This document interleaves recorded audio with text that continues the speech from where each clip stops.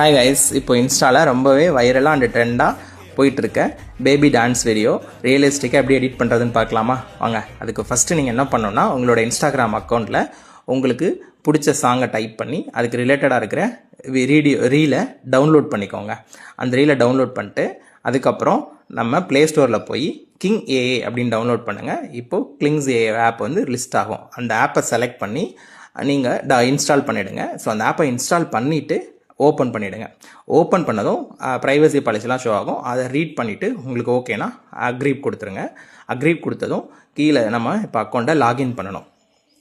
Login with Google ஆப்ஷனை select பண்ணால் நீங்கள் ஆல்ரெடி லாகின் பண்ணியிருக்க லிஸ்ட் ஆஃப் அக்கௌண்ட் வரும். அதில் உங்களுக்கு தேவையான அக்கௌண்ட்டை கிளிக் பண்ணி லாகின் பண்ணிவிடுங்க. லாகின் பண்ணதும் கீழே இருக்க ப்ளஸ் ஐக்கானை கிளிக் பண்ணுங்கள்.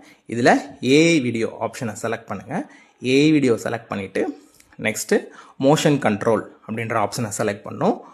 அதுக்கப்புறமா இப்போது நமக்கு தேவையான மோஷனும் நம்மளோட பேபி இமேஜும் ஆட் பண்ணணும். மோஷன்னா என்னென்னா, நீங்கள் இன்ஸ்டாவில் டவுன்லோட் பண்ண அந்த வீடியோ தான். அந்த வீடியோவை ஆட் பண்ணிவிடுங்க. அதுக்கப்புறமா உங்களோட பேபி இமேஜ், உங்கள் பேபி இமேஜ் வந்து ஒரு ஸ்டாண்டிங் போஸில் இருக்கிற மாதிரி செலக்ட் பண்ணி அந்த இமேஜை ஆட் பண்ணிவிடுங்க. இப்போ இமேஜும் அண்ட் வீடியோவும் ஆட் பண்ணதுக்கப்புறமா நம்ம நெக்ஸ்ட்டு மேட்சஸ் வீடியோவை செலக்ட் பண்ணுறோம். செலக்ட் பண்ணிட்டு கீழே இருக்க ஜென்ரேட் பட்டனை கிளிக் பண்ணிடுறோம். கிளிக் பண்ணதும் இப்போ வீடியோ ஜென்ரேட் ஆக ஸ்டார்ட் ஆகிடும். கொஞ்சம் டைம் எடுக்கும் வீடியோ ஜென்ரேட் ஆகிறதுக்கு. அது வரைக்கும் கொஞ்சம் வெயிட் பண்ணுங்கள்.